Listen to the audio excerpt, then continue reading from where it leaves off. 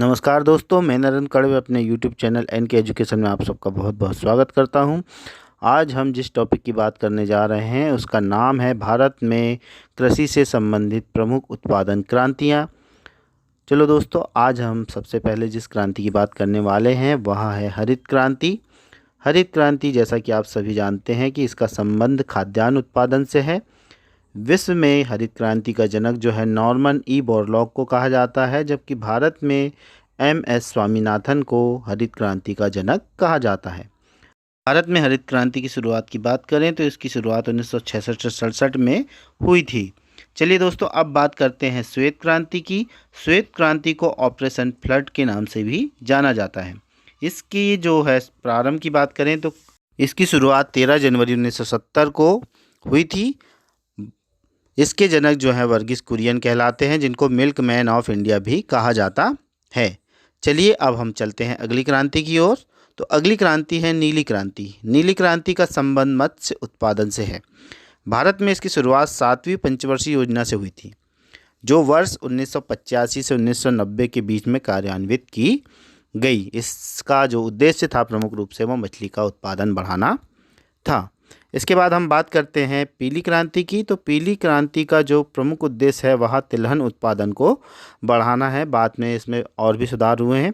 1986 में यह प्रारंभ हुई थी। इसके बाद हम देखते हैं अगली क्रांति। तो अगली क्रांति है रजत क्रांति। रजत क्रांति का जो प्रमुख उद्देश्य है वह है अंडा उत्पादन को बढ़ाना। भारत में रजत क्रांति की जो शुरुआत है वह 1966 से 67 में, मतलब हरित क्रांति के साथ ही हुई।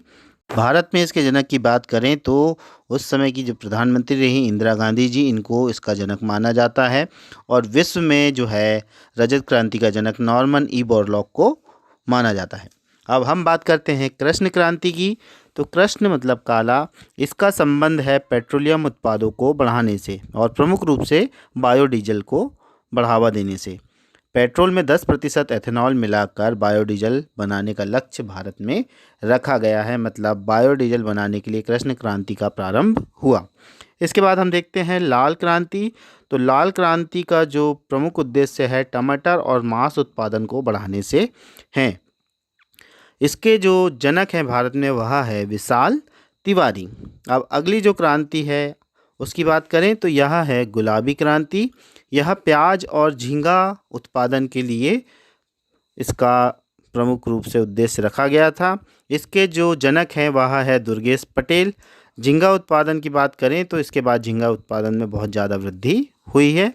अगली हम क्रांति की बात करते हैं तो यह है सुनहरी क्रांति। इसका प्रमुख उद्देश्य है फल उत्पादन। भारत में बागवानी उत्पाद का GDP का जो हिस्सा है वह 31% योगदान है। अब हम बात करते हैं अगली क्रांति की। तो वह है अमृत क्रांति। इसका संबंध नदी जोड़ो परियोजना से है। इसकी शुरुआत 13 अक्टूबर 2002 को हुई थी।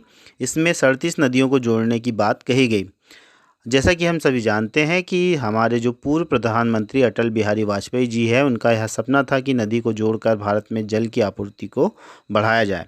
इसके बाद हम बात करते हैं गोल क्रांति की। तो गोल क्रांति का संबंध जो है आलू उत्पादन से है। यूपी भारत में सबसे ज़्यादा आलू उत्पादित करने वाला राज्य है। चीन के बाद भारत विश्व में सबसे ज़्यादा आलू का उत्पादन करने वाला देश है। अब इसके बाद हम बात करते हैं सदाबहार क्रांति की। तो यह समग्र कृषि विकास से संबंधित क्रांति है। मतलब खाद्यान्न उत्पादन में भारत को आत्मनिर्भर बनाने के लिए सदाबहार क्रांति का प्रारंभ किया गया। अगली क्रांति है धूसर या स्लेटी क्रांति। इसका संबंध सीमेंट उत्पादन से है। इसकी शुरुआत राजस्थान के उदयपुर में सन 2002 से हुई थी। इसके बाद हम बात करते हैं सैफरॉन क्रांति की। तो सैफरॉन क्रांति का संबंध केसर उत्पादन से है। केसर का सबसे ज़्यादा उत्पादन भारत में जम्मू एंड कश्मीर में होता है। इसका उत्पादन बढ़ाने का लक्ष्य सैफरॉन क्रांति के अंतर्गत रखा गया था। इसके बाद हम बात करते हैं भूरी क्रांति की। भूरी क्रांति का संबंध उर्वरक उत्पादन से है। इसके बाद हम देखते हैं हरित सोना क्रांति। तो हरित सोना क्रांति का जो लक्ष्य है बांस उत्पादन से है। विश्व में कुल बांस उत्पादन का 43% जो है भारत में ही उत्पादित हो जाता है। भारत में बांस की 136 प्रजातियां हैं। जिसमें से 89 जो है वो पूर्वोत्तर राज्यों में पाई जाती हैं। इसके बाद हम देखते हैं परामनी क्रांति, इसका संबंध भिंडी उत्पादन से है। फिर देखते हैं बादामी क्रांति, तो बादामी क्रांति का जो संबंध है वह है मसाला उत्पादन से। मसाला उत्पादक राज्य की बात करें तो केरल को सबसे ज़्यादा अग्रणी राज्य होने का सौभाग्य प्राप्त है भारत में।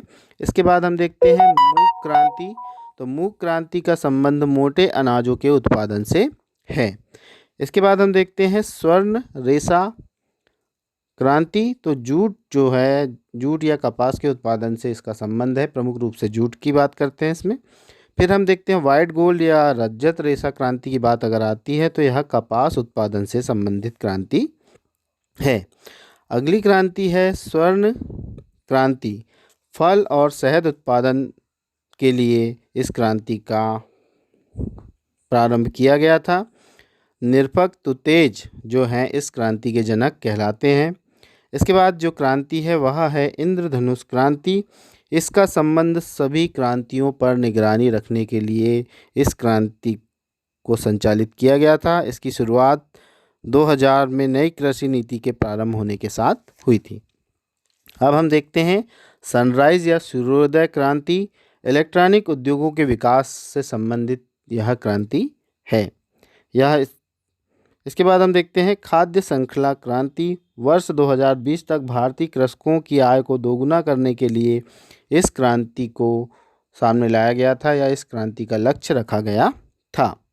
इसके बाद हम बात करते हैं एनएच क्रांति, यह भारत में सड़कों के विकास से संबंधित है जो कि स्वर्णिम चतुर्भुज के नाम से जानी जाती है, और यह भी हमारे भूतपूर्व प्रधानमंत्री अटल बिहारी वाजपेयी जी का सपना था, उन्हें हम इसका जनक भी कह सकते हैं। इसके बाद हम देखते हैं खाकी क्रांति, इसका संबंध चमड़ा उत्पादन से है। इसके बाद हम देखते हैं गंगा क्रांति, भ्रष्टाचार के खिलाफ सदाचार पैदा करने हेतु इस क्रांति का प्रारंभ किया गया।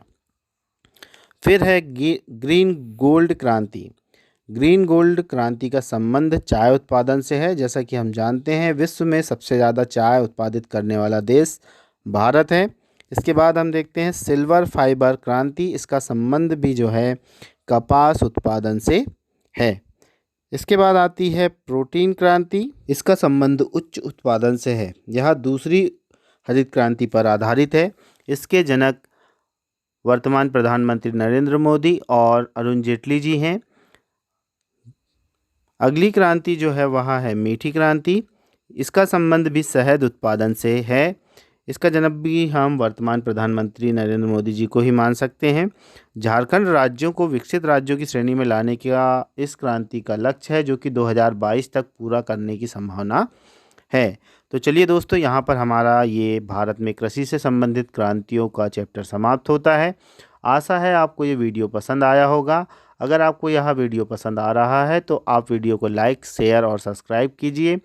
वीडियो के अंत तक बने रहने के लिए आप सभी का बहुत बहुत धन्यवाद।